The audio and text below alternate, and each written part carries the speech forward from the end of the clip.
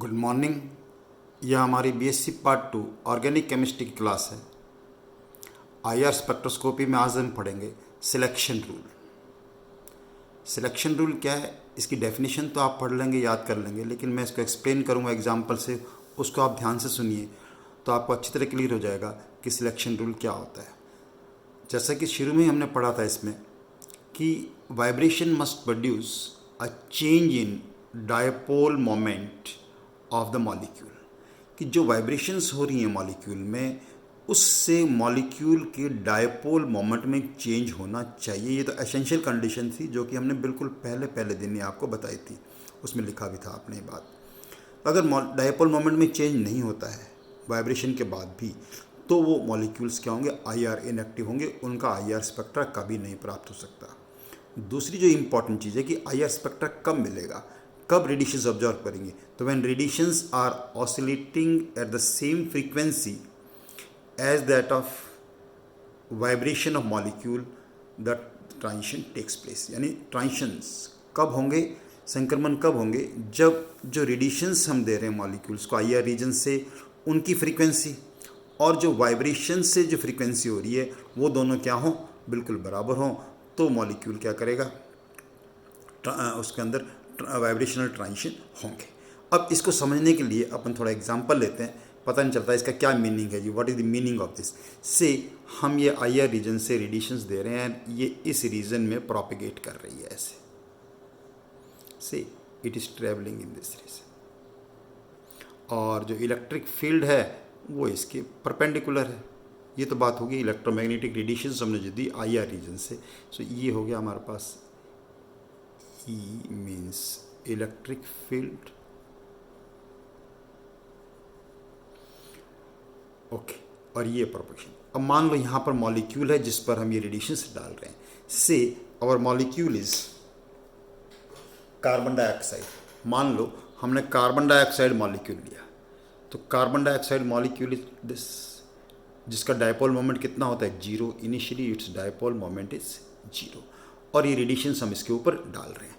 मैं बता रहा हूँ कि कब चेंज से क्या मतलब है। अब मान लो ये इसका स्ट्रेचिंग वाइब्रेशन हो रही है इसके अंदर, this side and this side. Stretching में समझा चुका हूँ आपको। Now this is symmetrical stretching. Now symmetrical stretching से क्या होगा, कार्बन डाइऑक्साइड मॉलिक्यूल में स्टिल फिर भी डायपोल मोमेंट क्या रह जाएगा, dipole moment is zero. Again dipole moment is zero. Dipole moment zero का मतलब क्या होगा, ये इन रेडिएशन से ट्रांजिशन पॉसिबल इसके अंदर नहीं होगा। सिमेट्रिकल ट्रांजिशन के कारण इसके अंदर vibrational transition will not be possible. लेकिन अगर ऐसा हो, मान लो यही कार्बन डाइऑक्साइड मॉलिक्यूल है, सेम कार्बन डाइऑक्साइड मॉलिक्यूल जिसका इनिशियली डायपोल मोमेंट कितना है, जीरो है हमारे पास, और हम क्या कर रहे हैं, से carbon is moving in this direction and this in this, and this is vibrating in, stretching in this direction. That is unsymmetrical stretching is taking place. Now as a result of this we will have a dipole moment, and this dipole moment will act in this direction. This dipole moment will act in this, ये dipole moment इस direction में क्या करेगा, act करेगा। जब इस direction में act करेगा तो जो इसकी वाइब्रेशंस होंगी, फ्लक्चुएटिंग वाइब्रेशंस, ठीक है, फ्लक्चुएटिंग डायपोल मोमेंट के कारण जो वाइब्रेशंस होंगी वो जब हमारे पास इसके बराबर हो जाएंगी, तब हमारे पास क्या होगा, ट्रांजिशन टेक्स प्लेस। अगर ये नहीं होता तो ट्रांजिशन नहीं होगा। ये बहुत ही इंपॉर्टेंट पॉइंट है। इसको मैं एक मैथमेटिकल एग्जांपल लेके बताता हूँ, उससे हमें ये भी कैलकुलेट करना आ जाएगा कि ऑपरेशनल फ्रीक्वेंसी क्या होनी चाहिए। हालांकि थोड़ा ज़्यादा हो जाएगा आपके लिए, आपको इतनी जरूरत नहीं थी, आपको केवल इतना ही बताना था। ये एग्जांपल भी आपके लिए जरूरत नहीं थी, केवल पहले वाला पॉइंट लिखते बीएससी पार्ट 2 में तो आपको समझ में आया था। अभी इसके और पॉइंट बताऊंगा कुछ आपको। जैसे मान लीजिए हमारे पास सी वी हैव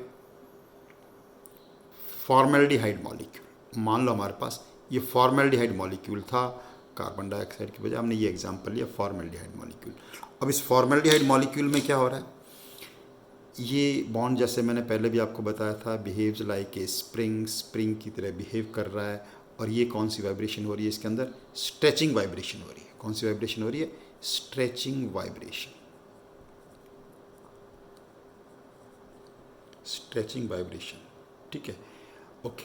अब स्ट्रेचिंग वाइब्रेशन जब हम इसका IR स्पेक्ट्रम लेते हैं तो कितने वैल्यू इसकी कितने मिलती है, 1700 सेंटीमीटर इनवर्स पे मिलती है। और इसी प्रकार इसके अंदर क्या हो रहा है, मान लो ये बेंडिंग वाइब्रेशंस हो रही हैं इधर इन दिस डायरेक्शन और दिस डायरेक्शन, इसको हम कौन सी बोलेंगे, बेंडिंग वाइब्रेशंस। बेंडिंग वाइब्रेशंस जो होती हैं इसके कारण हमें जो पीक मिलती है इसके अंदर कितने मिलती है, 1200 सेंटीमीटर इनवर्स से मिली, 1200 सेंटीमीटर इनवर्स से मिली। ये आपको मैं पहले बता चुका हूँ, आपको अच्छी तरह क्लियर ही है यहाँ पर, पहले लिख भी चुके हैं पॉइंट आपको कि स्ट्रेचिंग वाइब्रेशन के लिए एनर्जी क्या चाहिए, ज़्यादा चाहिए एनर्जी। फिर आपको अच्छी तरह क्लियर लिख लेते हैं, एनर्जी फॉर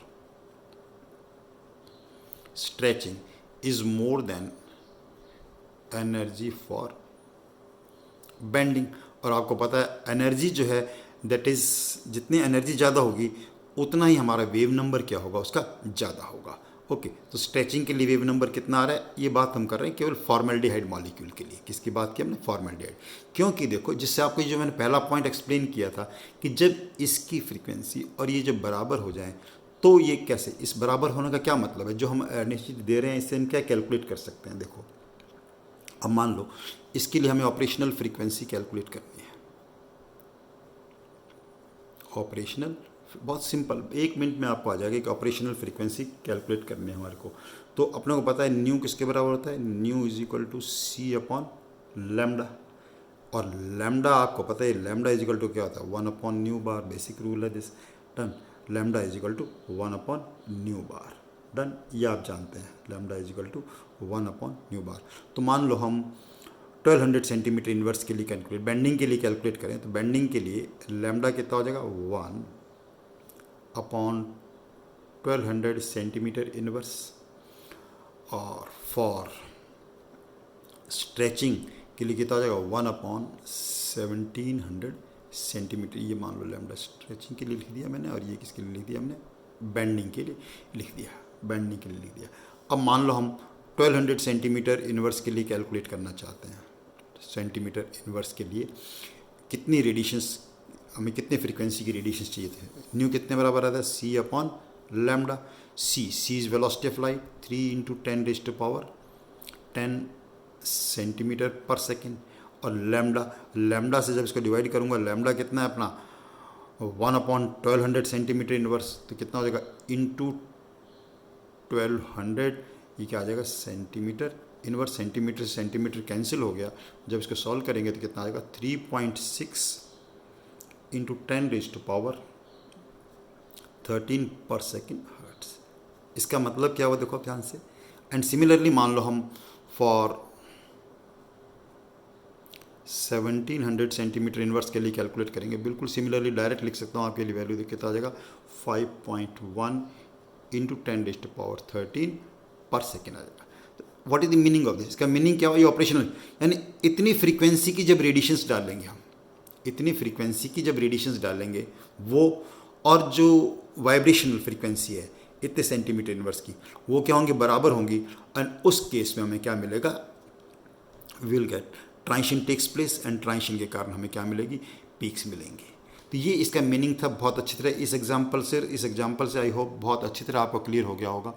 नेक्स्ट जो चीज़ है, थर्ड पॉइंट देखो, एक बहुत, हालांकि इसके बारे में भी थोड़ा सा पहले बताया था मैंने कि इम्पॉर्टेंट चीज़ क्या है कि वाइब्रेशन कहाँ से कहाँ हो रहे हैं। देखो ये बहुत ही इम्पॉर्टेंट पॉइंट है, इसको भी नोट करना कि in IR transition,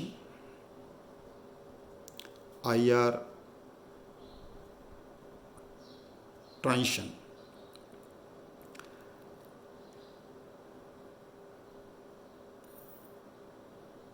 various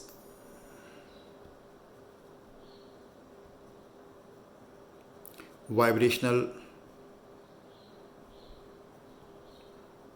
transitions are possible. बहुत सारे ट्रांजिशनल क्या है, पॉसिबल है। अब मान लो ये हमारे पास अलग अलग ट्रांजिशन लेवल है। जैसे सर मैं, चलो इसको एक डायग्राम से दिखाता हूँ आपको।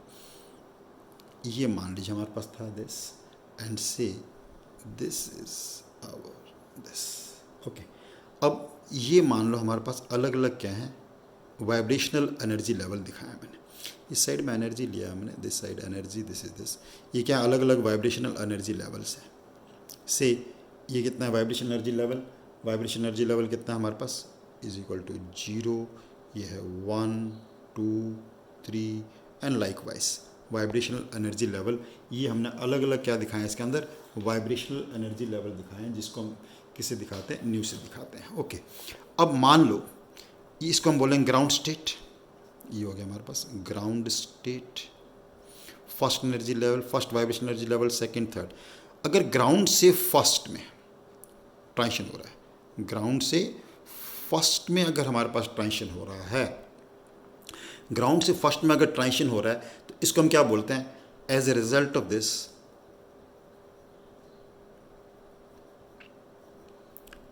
Fundamental band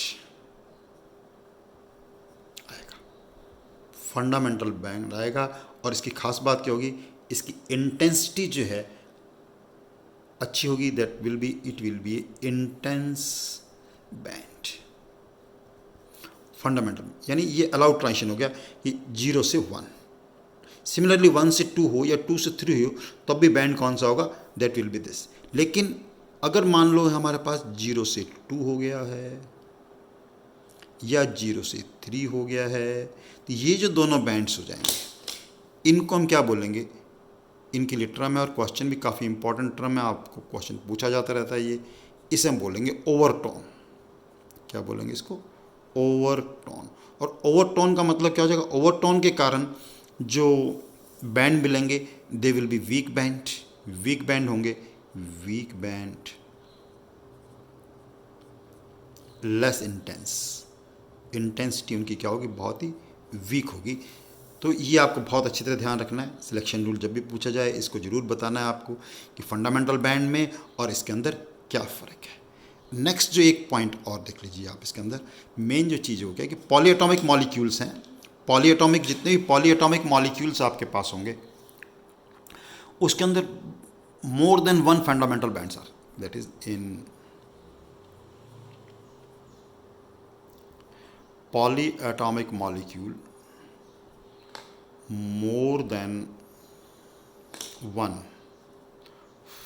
fundamental bands are observed।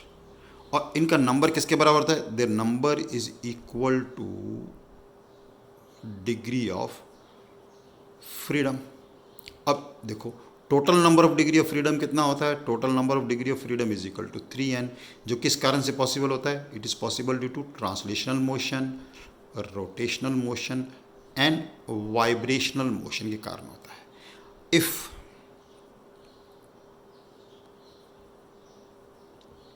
Molecule is linear, अगर हमारे पास मॉलिक्यूल लीनियर है तो total number of degree of freedom कितने हो जाएंगे जी, 3n-5। यही क्या हो जाएगा, number of vibrational degree of freedom कह दो आप, वाइब्रेशनल डिग्री ऑफ फ्रीडम। तो टोटल नंबर ऑफ जो फंडामेंटल बैंड मिलेंगे that will be 3n-6 for linear molecule and for non linear molecule it will be 3n-6 हो जाएगा। जैसे carbon dioxide है ना, for carbon dioxide 3-3 - 9 fundamental band is equal to 4, fundamental band कितने हो जाएंगे, 4 हो जाएंगे। अब मान लो नॉन लीनियर मॉलिक्यूल ले लिया, नॉन लीनियर मॉलिक्यूल से आपने तो बेंजीन ही ले लिया जी। अब आप देख रहे हैं यहाँ पे 12 36 - 3, तो फंडामेंटल बैंड का नंबर कितना आ रहा है, 30 आ रहा है। थियोरेटिकली ये बिल्कुल सही है थियोरेटिकली, लेकिन प्रैक्टिकली बहुत सारे रीजंस होंगे जिनको अपन यहाँ अपने को एक्सप्लेन करने की जरूरत नहीं है बीएससी पार्ट 2 में आपके लिए, कि एक्चुअली इतने थियोरेटिकली इतने बैंड्स मिलेंगे, लेकिन प्रैक्टिकली जब ऑब्जर्व करेंगे तो फंडामेंटल बैंड्स का नंबर क्या हो जाएगा, काफ़ी कम हो जाएगा बहुत सारे रीजंस के कारण। ओके, तो ये है बात की हमने किसकी, सिलेक्शन रूल। तो सिलेक्शन रूल आई होप बहुत अच्छी तरह आपको समझ में आया होगा। मैंने हर बार बताता हूँ कि जब भी आप वीडियो देखें अपना पेन और कॉपी लेके बैठें, साथ साथ नोट करते रहें और साथ साथ चीज़ों को समझ लें। हर चीज़ मैं बोल रहा हूँ उसको नोट कर लें, तो और ऐसा कैसा आप याद करें। Keep doing your work. Thank you very much.